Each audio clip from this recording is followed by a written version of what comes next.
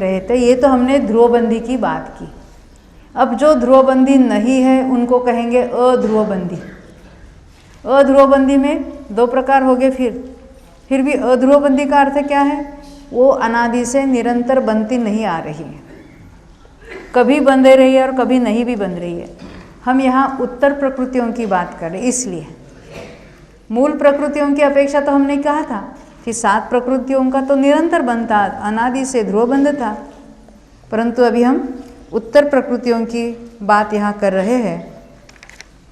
तो उसमें हम देखते हैं आगे यहाँ पर कि उत्तर प्रकृतियों में यहाँ पर ये जो हम बंध योग्य और ध्रुवबंदी और अध्रुवबंदी की बात कर रहे हैं, उसकी बात हम देखते हैं। इसमें से जो 11 है उसको क्या कहा यहाँ पर? अप्रतिपक्ष। और जो अन्य जो है उसको कहेंगे हाँ सप्रतिपक्ष। अब इसका अर्थ भी देखते हैं। अप्रतिपक्ष का अर्थ क्या होता है? जैसे तीर्थंकर प्रकृति है, तो तीर्थंकर प्रकृति किसी के बंधेगी तो बंधेगी, नहीं बंधेगी तो नहीं बंधेगी। अनादि से तो बनती नहीं आ रही है, तो अनादि से जो नहीं बंध रही है और यहाँ अभी बंधेगी वो इसकी बात करते हैं अभी हम यहाँ पर। हाँ 47 ध्रुवबंदी की हमने बात की। तो ये जो प्रकृति है तो उसमें सादी बंध है, ये जो ये वाली है ना अध्रुवबंदी 73, तो इसको हम क्या कहेंगे? ये सादी है और अध्रुव है। जो अनादि से बनती आ रही थी अपनी बंध विच्छित्ति तक, उसको क्या कहा हम? अनादि है और ध्रुव है। और ये सादी है और अध्रुव है। कौन सी? ये ऊपर लिखा है ना अध्रुवबंदी जो है, अध्रुव है, निरंतर नहीं बनती थी, इसलिए वो क्या हो जाएगी? सादी। सादी यानी कभी बनती है कभी नहीं बनती है। जिस काल में बनती है तब उसको हम सादी बंध कहेंगे। जैसे आयु का बंध क्या अनादि से हो रहा था? नहीं। जब कभी बनती है तो उसको कहेंगे इसका बंध अभी शुरू हुआ नया, तो उसको हम सादी कहेंगे। और अंतर्मूर्त में समाप्त हो जाएगा तो अध्रुव कहेंगे उसको, सादी और अध्रुव। हाँ, तो ये जो 73 प्रकृतियाँ हैं वो अध्रुव है, और उसमें सादी बंध भी होता है और अध्रुव भी बंध होता है, यानी कभी उसका बंध होगा भी और कभी नहीं भी होगा।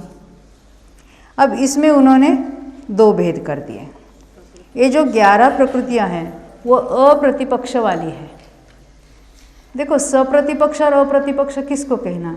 जैसे जो गति नाम कर्म है वो तो निरंतर बंध ही रहा है, परंतु मनुष्य गति निरंतर नहीं बंध रही, देवगति निरंतर नहीं बन रही है। तो मिथ्या दृष्टि है, तो सुबह पूजन स्वाध्याय करता है तो देवगति बांध रहा था, फिर व्यापार में चला जाता है, बहुत लोग परिणाम करता है तो नरक गति बांधता है, कभी तिर्यंच मायाचारी करता है तिर्यंच गति बांधता है, तो ऐसे ही झगड़ा करता है। तो ये चारों गतियों का बंध हो रहा है। उसके गति की बात चल रही है, आयु की नहीं। आयु और गति में बहुत कन्फ्यूजन चलता है, लोगों के प्रश्न भी बहुत आते हैं, इसलिए मैं पहले से उसका उत्तर देती। ये जो गति तो बनती है मिथ्यात्व अवस्था में। क्यों मिथ्यात्व अवस्था में आप शब्द लगा रहे हैं? हमने देखा है नरक गति के बंधे की विच्छित्ति पहले गुणस्थान में हो। जो पहले गुणस्थान के ऊपर के गुणस्थानों में है उसको नरक गति का बंधन नहीं होगा। यानी पहले गुणस्थान वालों को 4 गतियों में से कोई ना कोई एक गति बंधेगी ही बंधेगी हर समय। ऐसा एक समय भी नहीं जाएगा कि गति का बंधन नहीं हो रहा। हाँ, 8वें गुणस्थान में जब देव गति का भी बंध रुक जाएगा, उसके ऊपर गति का बंध नहीं होगा। अन्य नाम कर्म बंधेंगे, गति नाम कर्म नहीं बंधेगा। तो इसलिए हम देख रहे हैं कि 4 गति में से कोई ना कोई एक गति का बंध होगा, तो उसको हम कहेंगे ये प्रतिपक्ष वाली प्रकृति है। उस ग्रुप में से कोई ना कोई एक बंध ही रही। 4 गति में से किसी एक गति का बंध हो रहा तो हम कहेंगे प्रतिपक्ष प्रकृतियां हैं। जाति 5 है, एकेंद्रिय से लेकर पंचेंद्रिय तक के। तो उसमें से एकेंद्रिय, द्विंद्रिय, तीन्द्रिय, चतुरिंद्रिय या पंचेंद्रिय कोई ना कोई जाति हर समय बंधेगी ही बंधेगी, तो हम उसको कहेंगे ये भी प्रतिपक्ष प्रकृति है। एकेंद्रिय जीवों के तो बहुत ऑप्शन है, एकेंद्रिय का भी बंद कर सकता है, द्विंद्रिय, तीन्द्रिय, चतुरिंद्रिय का भी और पंचेंद्रिय का भी। परंतु जो सम्यक दृष्टि हो जाता है तो हमने देखा एकेंद्रिय, द्विंद्रिय, तीन्द्रिय, चतुरिंद्रिय जाति का बंध की विच्छित्ति पहले ही गुणस्थान में होती है।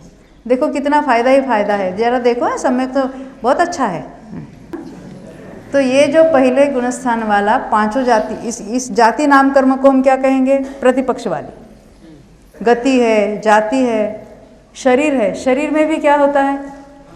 या तो औदारिक शरीर और औदारिक अंगोपांग का बंध करता है, या वैक्रिक शरीर वैक्रिक अंगोपांग का बंध कर रहा है, या नहीं वो आहारक अंगोपांग का बंध उसके साथ भी चल सकता है, वैक्रिक के साथ। तो इसका वो बंद करता है, यानी वो भी ऑप्शनल हो जाएगी। शरीर नाम कर्म बनता तो है, परंतु उसमें भी ये ऑप्शंस हो सकते हैं। तो इसलिए भी क्या कहेंगे उसको हम? प्रतिपक्ष। प्रतिपक्ष में आहारक अंगोपांग और वैक्रिक अंगोपांग लेना, ये जोड़ी। परंतु जो आहारक अंगोपांग है, औदारिक और औदारिक अंगोपांग, वैक्रिक और वैक्रिक अंगोपांग, इनको प्रतिपक्ष में रखा। यहाँ जो हम देख रहे हैं प्रतिपक्ष यानी सप्रतिपक्ष वाली और अप्रतिपक्ष वाली किसे कहना, वो कौन कौन सी प्रकृतियाँ, उसकी लिस्ट तो बाद में देखेंगे। किसको कहना ये पहले समझ में आना चाहिए कि जो बनती है तो बनती है तो उसको कहेंगे अप्रतिपक्ष वाली है। जैसे आयु बनती है, ऐसा ज़रूरी नहीं कि 4 में से आयु बनती है, ऐसा है। जो बनती है तो कोई एक आयु बनती है। वो परिणाम ऐसे है कि उस परिणाम के काल में मनुष्य आयु बन रही है अंतर्मूर्त तक, उसमें ऑप्शनल नहीं है। तो ये 11 प्रकृतियाँ कौन सी हैं जो अप्रतिपक्ष वाली है, तो उसको हम बताएंगे अभी आपको। यानी उनका जिस काल में बंध होता है उस काल में अपना अपना बंध होता है।